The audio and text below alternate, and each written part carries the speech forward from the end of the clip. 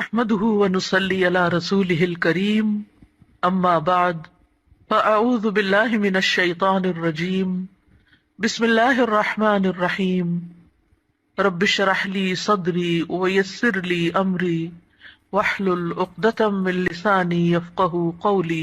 اللہ تعالیٰ نے انسان کو جن بڑی بڑی نعمتوں سے نوازا ہے ان میں سے ایک نعمت اولاد کی نعمت ہے۔ قرآن حکیم میں اولاد کی ولادت کا ذکر ایک خوشخبری کے طور پر کیا گیا ہے۔ ارشاد باری تعالیٰ ہے، یا زکریا انا نبشرک بغلام اسمہ یحییٰ لم نجعل لہ من قبل سمیا۔ اے زکریا، ہم تجھے ایک بچے کی خوشخبری دیتے ہیں جس کا نام یحییٰ ہے، ہم نے اس سے پہلے اس کا ہم نام کبھی کسی کو نہیں کیا۔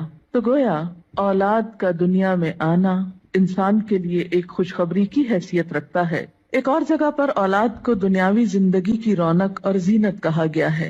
ارشاد باری تعالیٰ ہے، المال والبنون زینت الحیات الدنیا، مال اور بیٹے دنیاوی زندگی کی زینت ہیں۔ اسی طرح انسان کے لیے اولاد ایک مددگار اور ایک بہترین غمخوار کی حیثیت بھی رکھتی ہے۔ اولاد سے انسان کی بہت سی توقعات بھی وابستہ ہوتی ہیں، لیکن اولاد والدین پر سب سے بڑا حق جو رکھتی ہے وہ تربیت کا حق ہے۔ اس لیے والدین کو اس معاملے میں اپنی ذمہ داری کا ثبوت دینا چاہیے، اور قیامت کے دن اس کے بارے میں ان سے سوال بھی ہوگا۔ قرآن پاک میں اللہ سبحانہ وتعالیٰ فرماتے ہیں، یا ایھا الذین آمنوا قوا انفسکم واہلیکم نارا، اے لوگو جو ایمان لائے ہو اپنے آپ کو اور اپنے گھر والوں کو آگ سے بچاؤ۔ گویا والدین کی ذمہ داری میں صرف یہی شامل نہیں کہ وہ بچوں کو تعلیم دیں یا ان کے کھانے پینے کا بندوبست کریں، بلکہ ان کی ذمہ داری میں سے ایک اہم ذمہ داری یہ ہے کہ وہ ان کی اچھی تربیت کریں اور انہیں آخرت کے بھیانک انجام سے محفوظ کریں، آگ سے بچائیں۔ ایک حدیث میں بھی آتا ہے، آپ صلی اللہ علیہ وسلم نے فرمایا، کلکم راع وکلکم مسئول عن رعیتہ، تم میں سے ہر شخص نگران ہے اور ہر ایک سے اس کی رعایا کے بارے میں، ماتحتوں کے بارے میں سوال کیا جائے گا۔ فالمرأۃ راعیۃ فی بیت زوجہا، اور عورت اپنے شوہر کے گھر میں نگران ہے، یعنی صرف باپ سے نہیں ماں سے بھی پوچھا جائے گا کہ اس نے اپنے بچوں کی تربیت کیسے کی۔ اس لیے ہم دیکھتے ہیں کہ انبیاء علیہم السلام اپنی اولاد کے بارے میں ہمیشہ فکر مند رہے۔ حضرت ابراہیم علیہ السلام اپنے ساتھ اپنی اولاد کے لیے بھی دعائیں مانگتے ہیں، رب اجعلنی مقیم الصلاۃ ومن ذریتی، اے اللہ مجھے نماز قائم کرنے والا بنا اور میری اولاد میں سے بھی۔ حضرت یعقوب علیہ السلام کے بارے میں آتا ہے کہ جب انہیں موت آئی تو اس وقت انہوں نے اپنے بچوں کو بلا کر کچھ پوچھا۔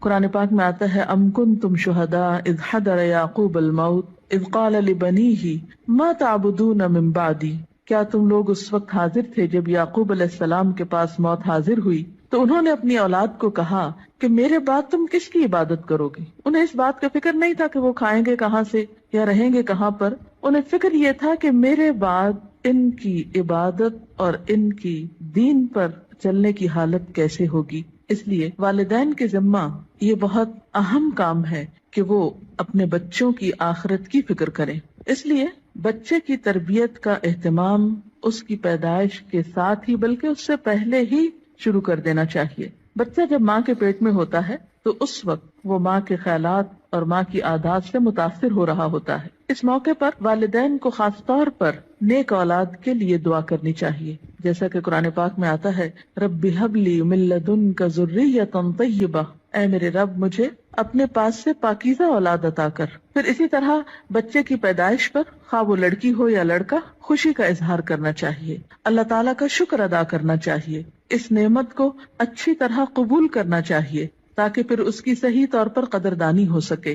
احادیث مبارکہ سے ہمیں کچھ اور باتیں بھی پتہ چلتی ہیں کہ جب بچہ پیدا ہو تو اس کے کان میں آذان دی جائے، گویا پیدائش کے بعد سب سے پہلے اس کو اللہ کا نام سنایا جائے، اس کے سامنے اللہ کی عظمت کا اظہار کیا جائے۔ اسی طرح نبی صلی اللہ علیہ وسلم کی سنت سے ہمیں بچوں کی تہنیک کرنے کا بھی پتہ چلتا ہے۔ تہنیک سے مراد یہ ہے کہ کھجور چبا کر بچے کے تالو پر لگائی جائے، کیونکہ بچہ سب سے پہلی خوراک جو اپنے منہ میں لے کر جاتا ہے اس میں بھی خوراک دینے والے کی شخصیت اور عادات کے اثرات منتقل ہوتے ہیں۔ صحیح بخاری میں ابو موسیٰ اشعری روایت کرتے ہیں کہ میرے ہاں ایک بچہ پیدا ہوا میں اس کو لے کر نبی صلی اللہ علیہ وسلم کی خدمت میں حاضر ہوا. آپ نے اس کا نام ابراہیم رکھا. ایک کھجور سے اس کی تہنیک کی اور اس کے لیے برکت کی دعا کی اور اسے میرے حوالے کر دیا. پھر اسی طرح بچے کا نام اچھا رکھنا چاہیے. نام ایسا ہو کہ جس کا مطلب بھی اچھا ہو، تاکہ بچہ جب پکارا جانے پر اپنا نام سنے تو وہ اچھے لفظ کو بار بار سنے. ایسا نام نہیں رکھنا چاہیے کہ جس کا پروننسیشن، تلفظ یا معنی اچھا نہ ہو. اسی طرح نومولود یعنی نئے نوزائیدہ بچے کے بارے میں یہ حکم بھی دیا گیا ہے کہ ان کے ولادت کے 7ویں دن ان کے بال منڈائے جائیں. بعض حکماء نے اس کی یا اطباء نے اس کی حکمت یہ بیان کی ہے کہ سر مڑنے سے سر کے مسامات کھلتے ہیں، نگاہ، سماعت اور سونگنے کی قوت کو فائدہ پہنچتا ہے. اسی طرح سنت میں ہمیں بچوں کا عقیقہ کرنے کے بارے میں بھی تعلیمات ملتی ہیں. عقیقہ کرنے میں ایک حکمت یہ ہے کہ انسان اپنے رشتہ داروں کو، غریبوں کو، ہمسایوں کو اس خوشی میں شریک کرتا ہے. اس موقع پر ان کے لیے گوشت بھجواتا ہے، یعنی عقیقے کے جو بکرے ہیں ان میں سے. پھر اسی طرح بچپن ہی سے بچوں کے ساتھ محبت اور شفقت کے ساتھ پیش آنے کا حکم ہے. بچہ صرف غذا کا ہی محتاج نہیں ہوتا، محبت و شفقت اور کیئر کا محتاج بھی ہوتا ہے. نبی صلی اللہ علیہ وسلم کا ارشاد ہے، جو ہمارے بچوں پہ شفقت نہ کرے اور ہمارے بڑوں کی عزت نہ کرے وہ ہم میں سے نہیں. پھر آپ دیکھیے کہ تربیت میں صرف محبت و شفقت ہی کافی نہیں ہوتی، بلکہ اس کے ساتھ ساتھ بچوں کو ڈسپلن سکھانا بھی بے حد ضروری ہوتا ہے. پھر یہ ہے کہ بچوں کی تربیت کے مختلف پہلو ہیں.